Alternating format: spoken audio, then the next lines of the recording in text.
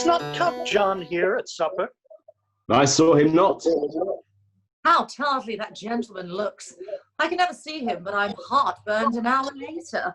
He's of a very melancholy disposition. He were an excellent man that were made just in the midway between him and Benedick. The one is too like an image and says nothing, and the other too like my lady's eldest son, evermore tattling. Then half Signor Benedick's tongue in Count John's mouth, and half Count John's melancholy in Signor Benedick's face? With a good leg and a good foot, uncle, and money enough in his purse, such a man would win any woman in the world, if he could get her goodwill. Oh, by my troth, niece, thou wilt never get thee a husband if thou be so shrewd of thy tongue. In faith, she's too cursed. Too cursed is more than cursed. I shall lessen God's sending that way, for it is said, God sends a cursed cow short horns, but to a cow too cursed, he sends none. So, by being too cursed, God will send you no horns. Just, if he send me no husband, for the which blessing I am at upon him, my knees, and every morning and evening, Lord, I could not endure a husband with a beard on his face. Ah, you may light on a husband that hath no beard. What should I do with him? Dress him in my apparel, and make him my waiting gentlewoman? He hath had a beard is more than a youth, and he hath had no beard is less than a man, and he that is more than a youth is not for me. And he that is less than a man, I am not for him. Well, niece, I hope you will be ruled by your father. Yes, faith, it is my cousin's duty to make curtsy and say, Father, as it please you. But yet for all that, cousin, let him be a handsome fellow, or else make another curtsy and say, Father, as it pleases me. Well, niece, I hope to see you one day fitted with a husband. Not till God make men of some other metal than earth. Daughter, remember what I told you. If the prince do solicit you in that kind, you know your answer. The fault will be in the music, cousin. If you not be wooed in good time, if the prince be too important, tell him there is measure in everything, and so dance out the answer. For hear me, hero, wooing, wedding, and repenting is a Scotch jig, a measure, a sunk pace. The first suit is hot and hasty like a Scotch jig, and full of fantastical. The wedding, mannerly, modest, as a measure full of state and ancientry. And then comes repentance, and with his bad legs falls into the sink pace faster and faster, till he sink into his grave. Cousin, you apprehend passing shrewdly. I have a good eye, uncle. I can see a church by daylight. Ah, the revellers are entering. Brother, make good room. Lady, will you walk about with your friend? So you walk softly, look sweetly, and say nothing. I am yours for the walk, and especially when I walk away. With me in your company? I may say so when I please. And when please you to say so? When I like your favour. Speak low if you speak of love. Well, I would you did like me. So would not I, for your own sake, for I have very many ill qualities. Which is one? I say my prayers aloud. I love you the better. The hearers may cry, Amen. God match me with a good dancer. Amen. I know you well enough. You're Signor Antonio. Amen. I know And you. word I am not. I know you by the waggle of your head. I tell you true, I counterfeit him. You could never do him so ill well unless you were the very man. Here's his dry hand up and down. You are he. You are he. At a word, I am not. Come, come. Do you think I do not know you by your excellent wit? Can virtue hide itself? Go to. You are he. And there's an end. Will you not tell me who told you so? No, you shall pardon me. Nor will you not tell me who you are? Not now. That I was disdainful, and that I had my good wit out of the 100 merry tales. Wow, this was Signor Benedick that said so. What's he? I'm sure you know him well enough. Not I, believe me. Did he never make you laugh? I pray you, what is he? Why, he is a prince's jester, a very dull fool. Only his gift is in devising impossible slanders. None but libertines delight in him, and the commendation is not in his wit, but in his villainy, for he both pleases men and angers them, and then they laugh at him and beat him. I am sure he is in the fleet. I would he had boarded me. Well, I know the gentleman. Tell him what you say. Do. He'll but break a comparison or two on me, which, peradventure, not marked or not laughed at, strikes him into melancholy, and then there's a partridge wing saved, for the fool will eat no supper at night. We must follow the leaders. In every good thing. Nay, if they lead to any ill, I will leave them at the next turning. Sure my brother is amorous on Hero, and have withdrawn her father to break with him about it. The ladies follow her, and but one visor remains. And that is Claudio. I know him by his bearing. Are not you Signor Benedick? Ah, you know me well. I am he. Signor, you are very near my brother in his love. He is enamoured on Hero. I pray you, dissuade him from her. She is no equal for his birth. You may do the part of an honest man in it. How know you he loves her? I heard him swear his affection. So did I too, and he swore he would marry her tonight. Come, let us to the banquet.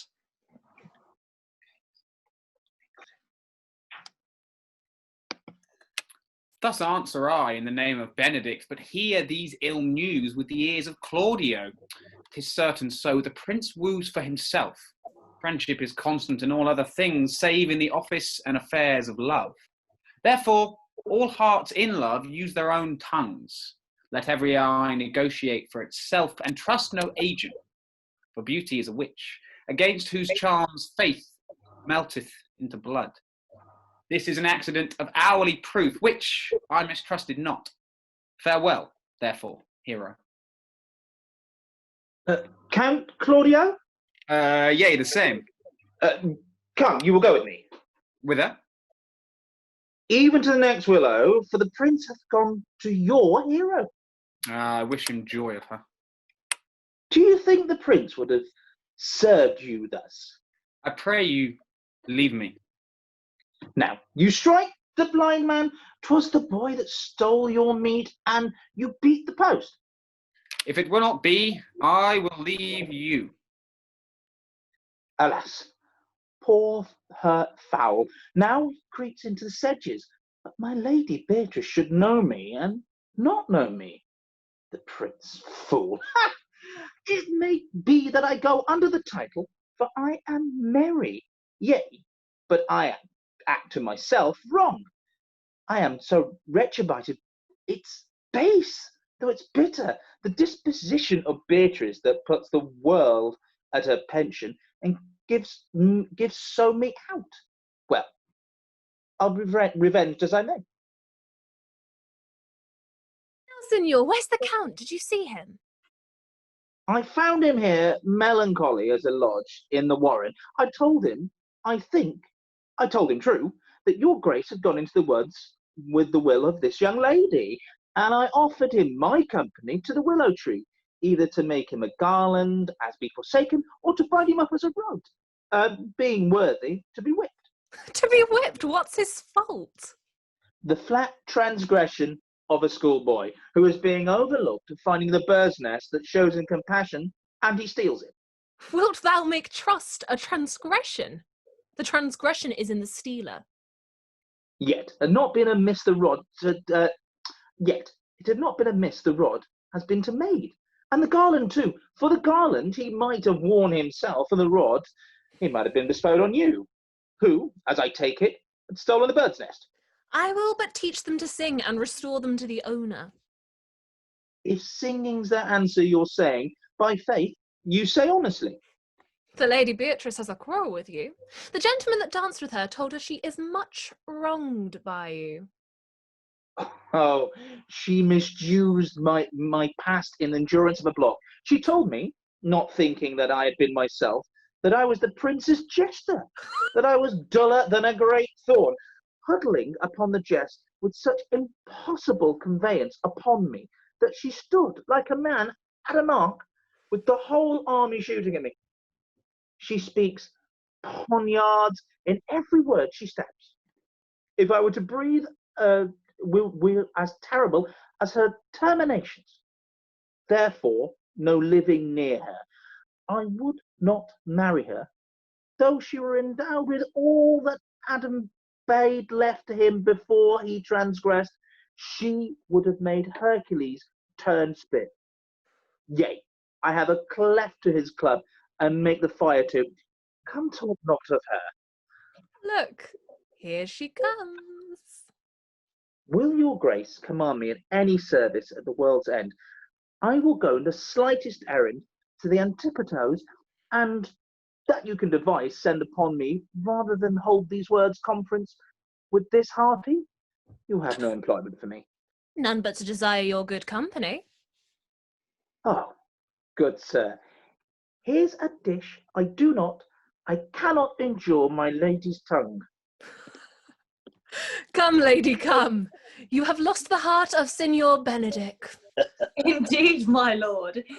He lent it me a while, and I gave him use for it. A double heart for his single one. Marry, once before he won it off me with false dice. Therefore, your grace may well say I have lost it. You have put him down, lady. You have put him down.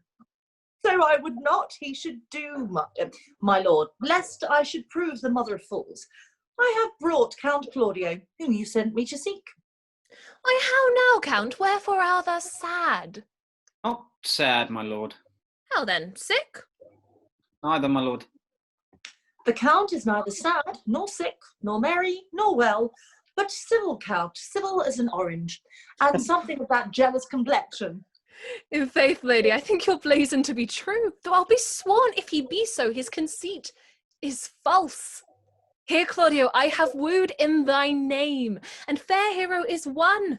I have broke with her father, and his goodwill obtained. Name the date of marriage, and God give thee joy. Count, take of me my daughter, and with her my fortunes. His grace hath made the match, and I say amen to it. Speak, Count, 'tis your cue. Silence is the perfectest herald of joy. I were but little happy if I could say how much, lady, as you are mine, I am yours. I give away myself for you and dote upon the exchange. Speak, cousin, or if you cannot, stop his mouth with a kiss, and let him not speak neither. In faith, lady, you have a merry heart. Yea, my lord, I thank it, poor fool. It keeps on the windy side of care. My cousin tells him in his ear that he is in her heart. And so she doth, cousin. Good Lord, for alliance. Thus goes every one to the world but I, and I am sunburnt. I may sit in a corner and cry, hey, ho, for a husband. Lady Beatrice, I will get you one. I would rather have one of your father's getting.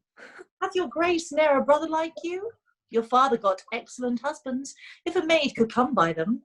Will you have me, lady? No, my lord, unless I might have another for working days. Your grace is too costly to wear every day. But I beseech your grace, pardon me. I was born to speak all mirth and no matter. Your silence most offends me, and to be merry best becomes you, for out of question you were born in a merry hour. No, sure, my lord, my mother cried, but then there was a star danced, and under that was I born. Cousins, God give you joy. Niece, will you look to those things I told you of? I cry you mercy, uncle, by your grace's pardon. By my troth, a pleasant-spirited lady. Ah, there's little of the melancholy element in her, my lord. She is never sad but when she sleeps, and not ever sad then, for I have heard my daughter say, she hath often dreamed of unhappiness, and waked herself with laughing. She cannot endure to hear tell of a husband. Oh, by no means. She mocks all her wooers out of suit. She were an excellent wife for Benedick. Oh, my lord, if they were but a week married, they would talk themselves mad. County Claudio, when mean you to go to the church? Tomorrow, my lord. Time goes on crutches till love have all his rights. Not till Monday, my dear son, which is hence just the 7 night, and a time too brief, too, to have all things answer my mind. Come, you shake your head at so long a breathing, but I warrant thee, Claudio, the time shall not go dully by us. I will in the interim undertake one of Hercules' labours, which is to bring the Signor Benedick and the Lady Beatrice into a mountain of affection one with the other. I would fain have it a match, and I doubt not but to fashion it, if you three will but minister such assistance as I shall give you direction. My lord, I am for you, though it cost me 10 nights' watchings. And I, my lord. And you too, gentle hero? I will do any modest office, my lord, to help my cousin to a good husband. And Benedick is not the unhopefullest husband I know. That far I can praise him. He is of noble strain, of approved valour, and confirmed honesty. I will teach you how to humour your cousin, that she shall fall in love with Benedick, and I, with your 2 helps, will so practise on Benedick that in spite of his quick wit and queasy stomach, he shall fall in love with Beatrice. If we can do this, Cupid is no longer an archer. His glory shall be ours, for we are the only true love gods. Go in with me, I will tell you my drift.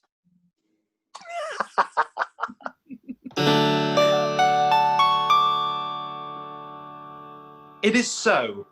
The Count Claudio shall marry the daughter of Leonato. Yea, my lord, but I can cross it. Any bar, any cross, any impediment will be medicinable to me. I am sick in displeasure to him, and whatsoever comes athwart his affection ranges evenly with mine. How canst thou cross this marriage? Not honestly, my lord, but so covertly that no dishonesty shall appear in me. Show me briefly how. I think I told your lordship, years since, how much I'm in favour of Margaret, the waiting gentlewoman to Hero. I remember. I can, at any unseasonable instant of the night, appoint her to look out at her lady chamber window. What life is in that to be the death of this marriage? The poison of that lies in you to temper.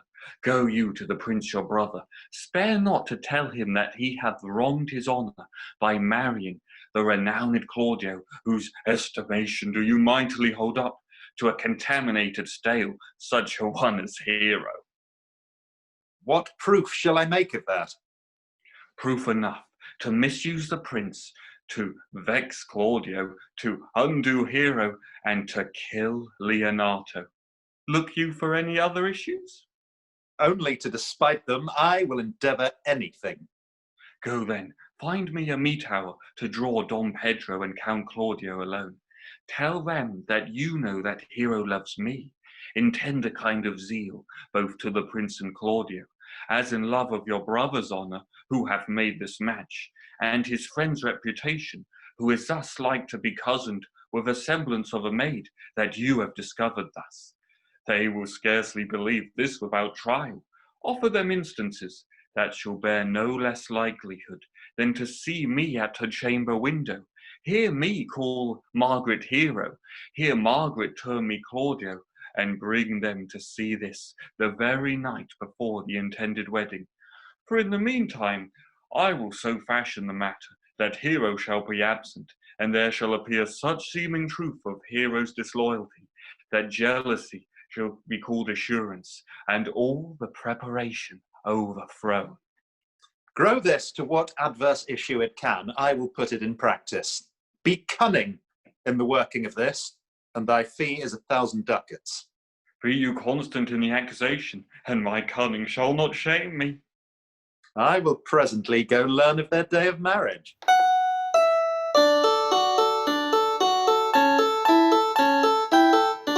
Boy, Senor? in my chamber window lies a book. Bring it hither to me at the orchard. I'm here already, sir. I know that. But would you have thee hence and here again? I do wonder that one man, seeing how much another man is a fool, and when he dictates behaviour to love, that he hath laughed at such shallow follies in each other, in others, become arguments of his own scorn, falling in love. And such a man is Claudio. He would speak plainly to the purpose, like an honest man and a soldier. And now his words are a very fantastical banquet, and such strange dishes. May I be so converted to see with these eyes? I cannot tell, I think not. One woman is fair, yet I am well. Another is wise, yet I am well. Another is virtuous, yet I'm well. But all these graces, and be another woman. One woman shall come into my grace. Rich she shall be, that's certain. Wise or none, virtuous, I'll never cheapen her. Fair, or I'll never look on her. Mild, or may come near me. Noble, for I, an angel of good discourse, an excellent musician, and her hair should be what colour pleases God. Ha! Prince, Monsieur Love, I will hide in the arbour. Come, shall we hear this music? Yea, my good lord, how still the evening is, as hushed on purpose to grace harmony. See you where Benedick hath hid himself. Oh, very well, my lord. The music will fit the kid fox with a pennyworth. Come, Balthasar, we'll hear that song again. Oh, good my lord, tax not so bad a voice to slander music any more than once. It is the witness still of excellency to put a strange face on thy own perfection. I pray thee sing, and let me woo no more. Because you talk of wooing, I will sing. Since many a wooer doth commence his suit to her he thinks not worthy, yet he woos. Yet will he swear he loves. Now pray thee come, or if that will hold longer argument, do it in notes. Note this before my notes. There's a note of mine that's worth the noting.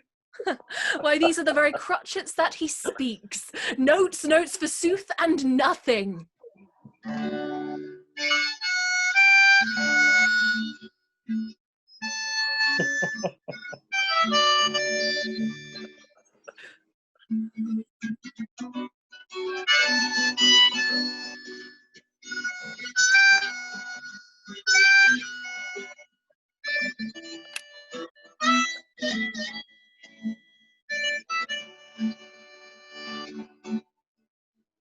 Sigh no more, ladies, sigh no more.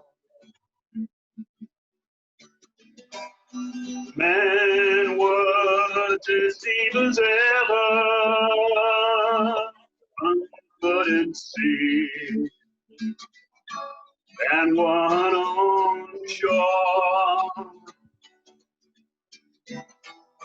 So one thing me constant never,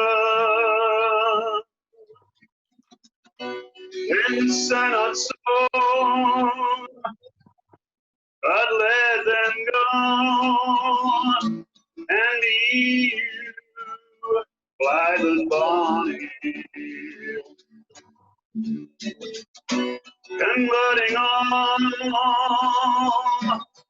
your sounds of woe into hey naughty naughty.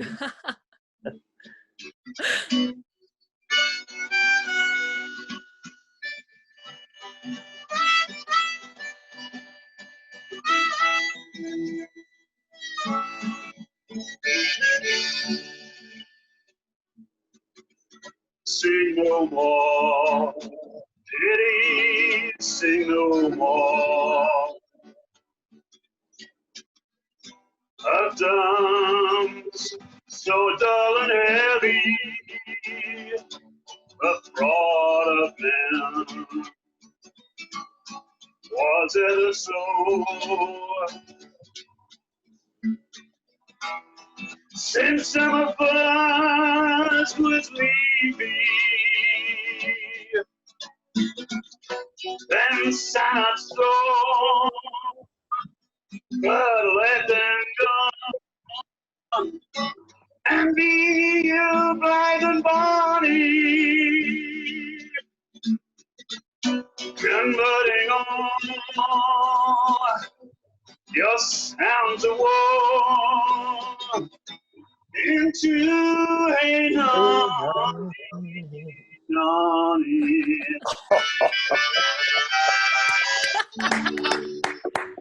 Bravo! By my troth, a good song. And an ill singer, my lord. No, no, in faith thou singest well enough. If he'd have been a dog, he would have howled it thus, and I would have hanged him.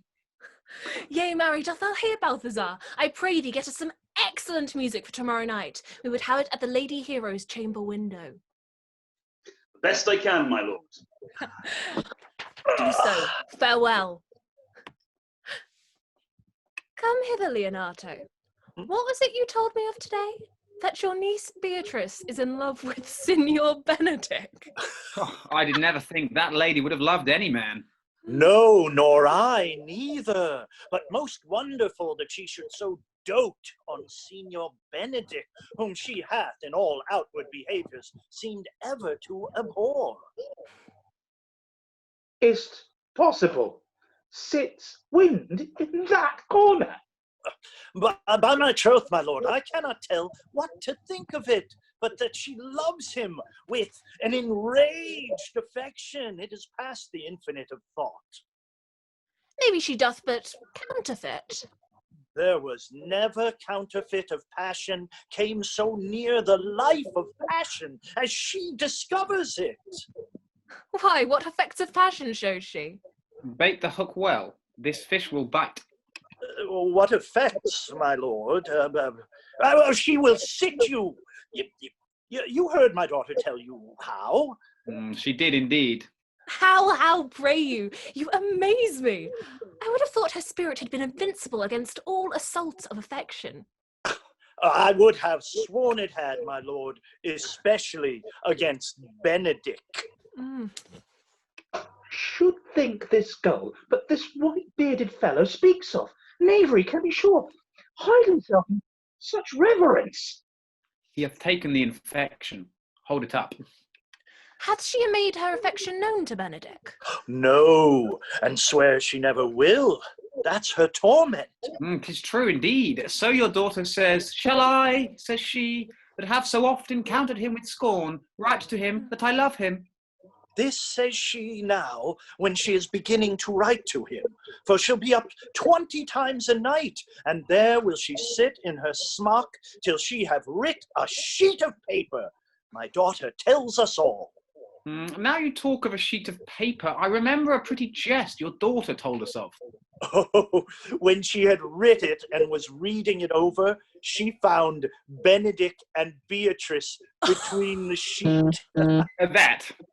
Oh, she tore the letter into 1,000 halfpence, railed at herself that she should be so immodest to write to one that she knew would flout her. I measure him, says she, by my own spirit, for I should flout him if he writ to me, yea, though I love him I should. Then down upon her knees she falls, weeps, sobs, beats her heart, tears her hair, prays, curses. Oh, sweet Benedick, God give me patience. Oh, she doth indeed. My daughter says so, and the ecstasy hath so much overborne her that my daughter is sometime afeard she will do a desperate outrage to herself. It is very true. If a good Benedick knew of it by some other, if she will not discover it. To what end? He would make but a sport of it, and torment the poor lady worse. If he should, it were arms to hang him. She's an excellent sweet lady, and out of all suspicion she is virtuous. And she is exceeding wise. In everything but loving Benedick. Oh, my lord, wisdom and blood combating in so tender a body. We have 10 proofs to 1 that blood hath the victory. Ah, I am sorry for her, as I have just cause, being her uncle and her guardian. I would that she had bestowed this dotage on me. I would have doubted all other respects and made her half myself. I pray you tell Benedick of it, and hear what he will say. Were it good, you think? Hero thinks surely she will die, for she says she will die. If he love her not, and she will die ere she make her love known, and she will die if he woo her, rather than she will bate one breath of her accustomed crossness. She doth well. If she make tender of her love, 'tis very possible he'll scorn it. For the man, as you all know, hath a contemptible spirit. He is a very proper man. He has indeed a good outward happiness. Before God, and to my mind very wise. He doth indeed show some sparks like wit. And I take him to be valiant. As Hector, I assure you, in the managing of quarrels, you may say he is wise. For he either avoids them with great discretion, or undertakes them with a most Christian-like fear. If he do fear God, he must necessarily keep peace. If he break the peace, he ought to enter into a quarrel with fear and trembling. And he will do, for the man doth fear God. However so it seems not in him, by some large jests he will make. Well, I am sorry for your niece. Shall we go seek Benedick and tell him of her love? Never tell him, my lord. Let her wear it out with good counsel. Oh, nay, that's impossible. She may wear her heart out first. Well, we will hear further of it by your daughter. Let it cool the while. I love Benedick well, and I could wish he would modestly examine himself to see just how much unworthy he is of so good a lady. My lord, will you walk? Dinner is ready. If you do not dote on her upon this, I will never trust my expectation. Let there be the same net spread for her, and that must your daughter and her gentlewoman carry. The sport will be when they hold one opinion of another. Dotage, and no such matter. That's the scene I would see, which will be merely a dumb show. Let us send her in to call him into dinner.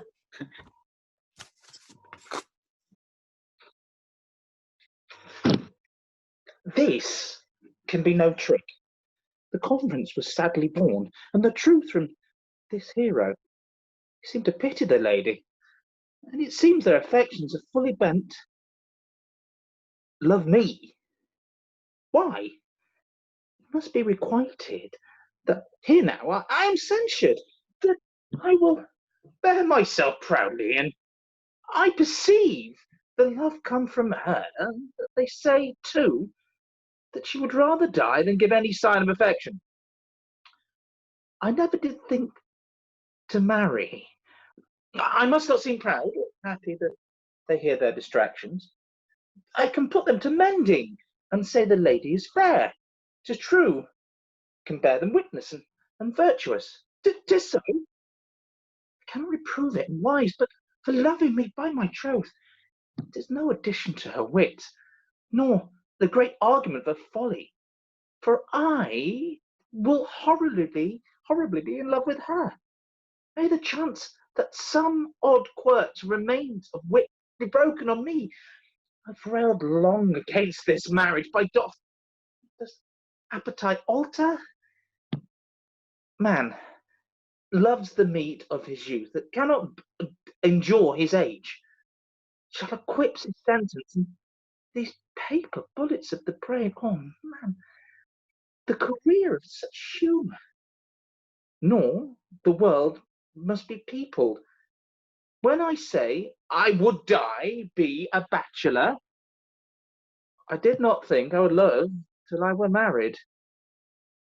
Here comes Beatrice. By the day, she's a fair lady. I do spy some marks of love in her. Against my will, I am sent to bid you come in to dinner.